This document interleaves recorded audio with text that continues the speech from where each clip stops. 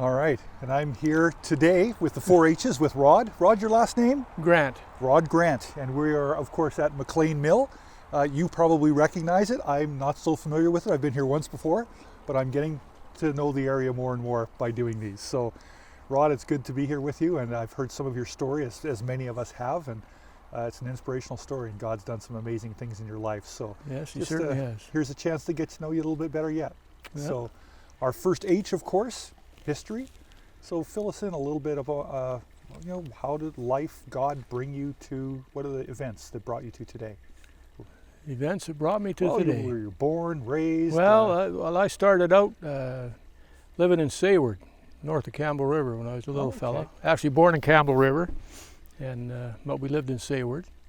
And we hung out there, and then I think we moved to Royston. I started grade 1 in Royston. Okay. We spent a number of years there. It was a good place to grow up as a kid. You know, had a big old house right on the beach here in Royston, and nice. it was really enjoyed that. Yeah. You know, when you're a little kid, they were always down at the beach. Yeah. Had a really good time there, and then we moved to Port. Believe it was grade 4 or 5. I started in town here, and we've been in Port ever since. Yeah. So you're kind of a long-termer here. Yeah. Yeah. Yeah, I spent a lot of years here. Yeah. In Port here. Yeah. Quite a few now, getting pretty old. So. Yeah, so you went to high school through here? Yeah, I attended high school here. Yeah. Yeah, for briefly. Briefly? Short tenure in high school. Short tenure in high school, yeah. Yeah, we weren't in high school too long, and we moved on out of there, and my first job actually was 16 years old, was in the Somash sawmill. Of course we were young, and it was a good job, in the day, it was big money. For sure. So we worked in the sawmill. It was my first job. A lot of us out of school worked in that same mill. Of course you're young, making all that money, you know what happens. Yeah. Party, and I think probably worked there a little over a year. We all would work long enough to get your unemployment and quit your job, and there was so much work around, I guess. Yeah, you just go right back. That was the norm. Yeah. And unemployment ran out, time to go back to work, so I went and got a job at the APD, up the other sawmill there. Okay. And I think I worked there half a day. Half a day at that job, and I just walked off. Wow. Never looked back. Realized, I guess, mill work wasn't for me. Yeah. And I went and I got a job logging, and just never looked back. I stayed logging. I thought was probably the cat's meow, and stuck it out there for many years on the rigging, and then reached a certain point, about 30 years old. Yeah. And I went falling, and I fell on the west coast here till I retired. Okay. Yeah. So you spent a lot of time doing that. Yeah, a lot of time, yeah. And it was a good job. I really enjoyed it. Yeah. We're always in the outdoors, in the bush, so yeah, it was a good job. It was much better than the mill, for Yeah. sure, for me anyways. Right. Nice to be outside. It is nice to be outside. So you're married. When did you meet your wife along that? Well, I've actually been married twice. Okay. My first wife, of course, we were married young, had my children young, and got divorced, and of course I met my second wife, married her, and kids. We have 4 between us, four daughters, and 5 grandchildren now. Wow. So yeah, we're doing okay. I guess I'm still young enough. I'm waiting on great grandkids now. Yeah. Coming right up, I'm sure, because my grandkids are 20 now, so wow, that'll be a good experience. Yeah, for sure. Yeah, it'll be grandkids. You can't beat them.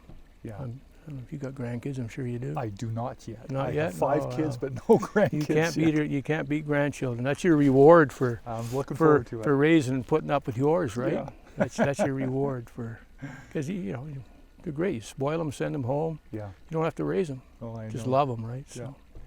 Someday. Oh yeah. I'll get there. Yeah, you'll enjoy that. Good. All right. Well, that's a good little bit of your history. We'll move on to another location then, and we'll step into the next H, which is Heroes. Heroes, okay. Yep. All right. Sounds good. We're in business. All right. So Heroes, who are the people who've had influence and impacted your life in good ways? In good ways? Yeah. Well, I'd have to say definitely my father. You know, in the later years of his life, for sure. I think that he was probably, for about 5 or 6 years there, probably the best friend I had. We got along, you know, after he sobered up. You know, he found the Lord and sobered up, and the last 5 years, 6 years of his life were remarkable. Yeah. And he was definitely one of my heroes. Yeah. You know, he's the one that kind of got me wondering about the Lord, and it was just he was a wonderful man. Yeah. You know, after he got saved and sobered up, and it was just such a difference in his personality and his whole demeanor, and it was just it was great. It was a great relationship, and I always still regret he passed so soon there, but he was definitely one of my heroes. And my wife, definitely one of my heroes. I've been with her for 34 years now, and she has all these amazing qualities. I could always used to think sometimes, why are you always putting other people in front of you? Know, always, because you think maybe people were taking advantage of her, you know. Yeah. But it turns out it wasn't. It's just a godly woman, you know, just a good, really good soul and heart, and just always looking out for others, always, and never asking anything back from anybody. Yeah. And I watched her so many times doing for people, and getting nothing back. That's how you know it's genuine, right? Oh, for sure. Yeah. And never complaining. And I would probably have to say her mother would be a hero for me too. I didn't know her that long. Yeah. But she was, I think my wife was a lot like her mother was. Yeah. You know, she was an amazing person. She had a rough life, her mother, and she had a really tough go of it. And never heard her say a bad thing about anybody, or just was a wonderful woman. She's one of the people I wish was still around, so I could spoil her, you know. Yeah. I'd take her out to lunch every other day, and I'd just spoil her rotten. That'd be good. If I could, you know. Those are probably my biggest heroes that had a positive influence on me. I love it when people identify their parents as their biggest heroes. That's pretty powerful.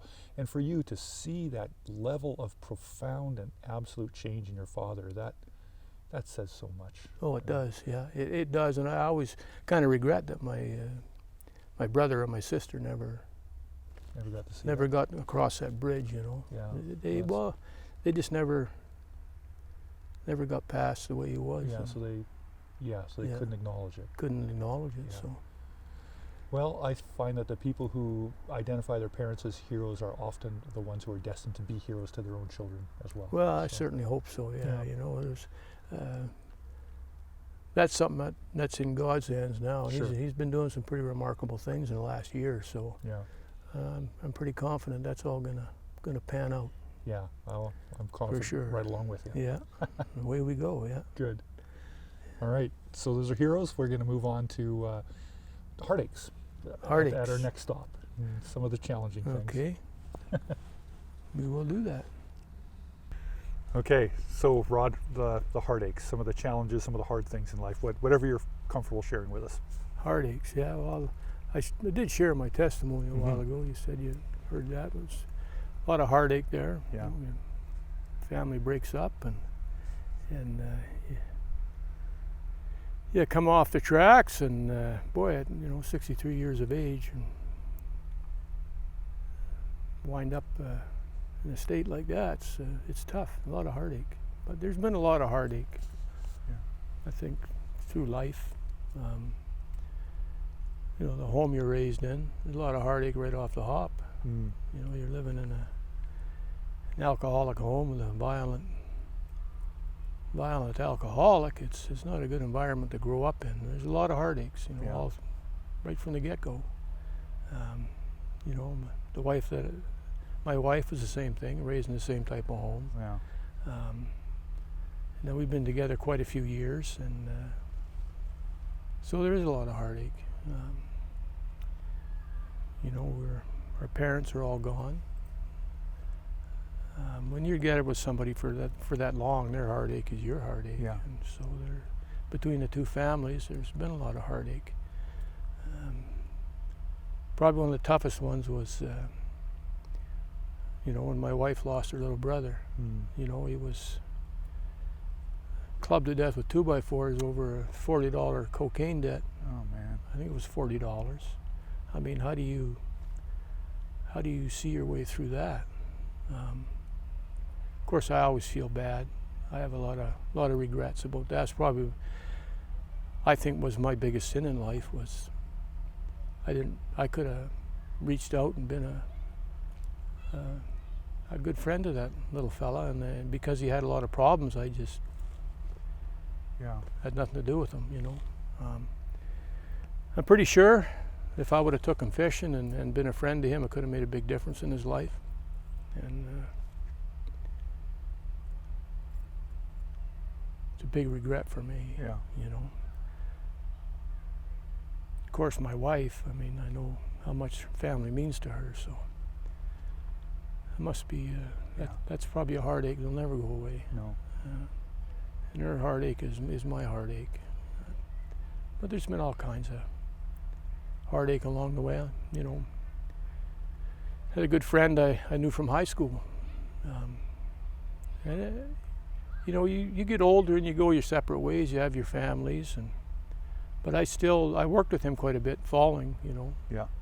And we'd work for the same companies, and I'd always partner up with Tony, and it was a good relationship. You know, I loved working with him, man. He was always fun and easygoing, and we had a good friendship, Tony and I. We always laughed together. Yeah. And you know, we were working a job, and I ran his tools the day before, and I'm pretty tough going up there where he was working. And he came back the next day and went back on his own gear, and I told him that morning, you know, I knew what Tony was like. He worked hard, boy, hair straight back, and get the job done. Yeah. And I told him it was pretty dangerous up there. You know, take your time. You got probably a day and a half up there. But he wanted to get her done. And but it just was a bad accident. Yeah. You know, we all sat on the hill with him waiting for the chopper. But yeah, he didn't survive that. So Yeah.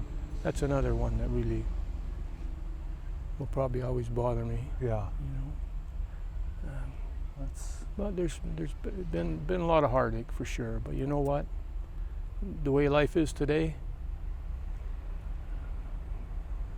I don't know. Just with Christ, a lot of that stuff is just washed away. washed away. Yeah. Well, just in talking to you, Don't I can have it just anymore. So sense that the heartache has been part of what shaped you too, and formed you into someone who can empathize, and who's found obviously a hope and a sureness in the midst of it all in the Lord that is pretty powerful. oh, it Pretty is powerful to see. for sure. Yeah. Yeah. When you realize, when you find Jesus Christ and you see, it's like everything is crystal clear. Yeah. There's no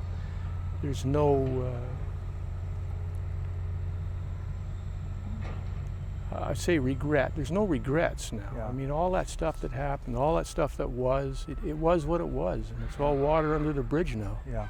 You know, and I'm just really focused on looking ahead now. Yeah. You know, hey, you have a new life.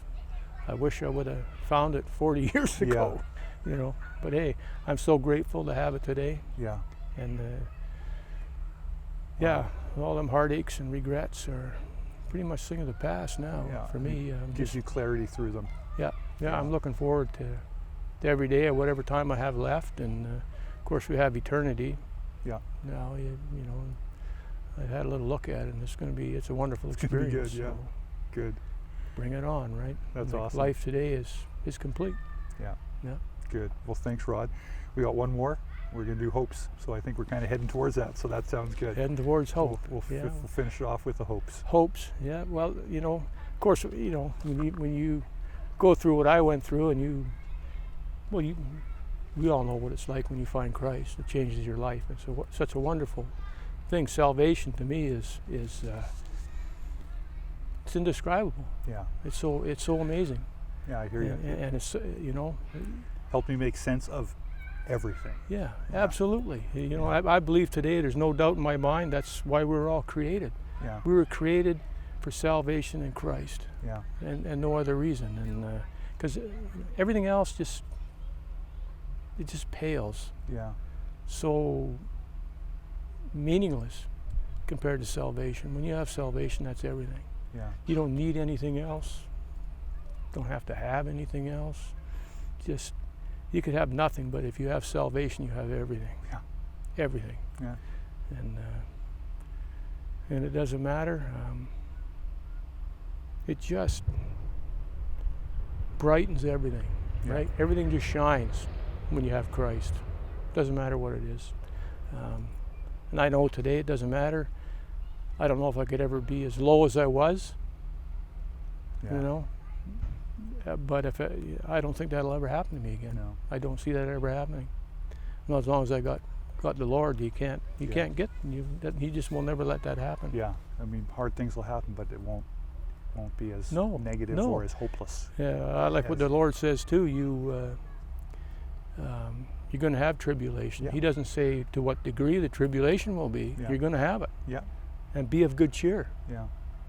That, to me, He's telling me it doesn't matter how bad it gets here. Be of good cheer, because what's coming It's going to be okay. is going to be so far and away above all this that It'll make up for it. just doesn't really matter, this life, Yeah. right? The only thing that matters in this life is that we get to know Christ. Yeah. And try to live the way He lived, right? Well, that is the hope of hopes. The hope of hopes, yeah. Good. And then, of course, I hope my family finds what I found. Yeah. you Well, know. I'll you're always- demonstrating it for them, so I think there's a lot of Yeah. hope there too. So that's a big hope. Yeah. Big hope for me is that my family finds what I found, Yeah. because they don't have it. Yeah. And you want it for them so bad when you see and you know how much it changes you, Mm-hmm. how different life is. You want it for them too. Yeah. So hopefully, that's my big hope. Yeah. And they're Good. just- I got one daughter said she's coming to church. I got a brother said he's coming to church. So, That's awesome. we'll just keep plugging away. And then you got my old buddies coming to meet us Yeah. with you Or next week. Yeah. He wants to get baptized. So Yeah. God's definitely working in my life, He's working, and His time and His pace. So and it looks very hopeful. it does. Yeah. All I got to Good. do is just let Him have the wheel. Yeah. Yeah. He does Yeah, all the that's pretty lifting. much it. Yeah. And be willing to go where He takes you. That's right. Yeah. And try and make sure it's His will, not mine. Yeah. Yeah. That's right. The biggest thing for me is, am I doing my will? Or Yeah. Well, very surrender. cautious about that nowadays. Yeah. So Constant surrender, right? that's right. It's always Yeah. it's a wonderful thing. So Good. we'll All share it right. for everybody. Well, that was fantastic. So we covered our hopes right here too. We were going to change spot, but we just went right into it. So Went that's right into good. it. There you go. Great. All right. Well, thanks so much for doing this with us, and I Well, think everyone's going to appreciate what you've had to share. So. Pleasure to be here. Yeah. We have to watch now. You guys do such a good job. We got to watch the CBC. Don't scoop you guys up. We'll try. Okay. Thanks for joining us. Thank you.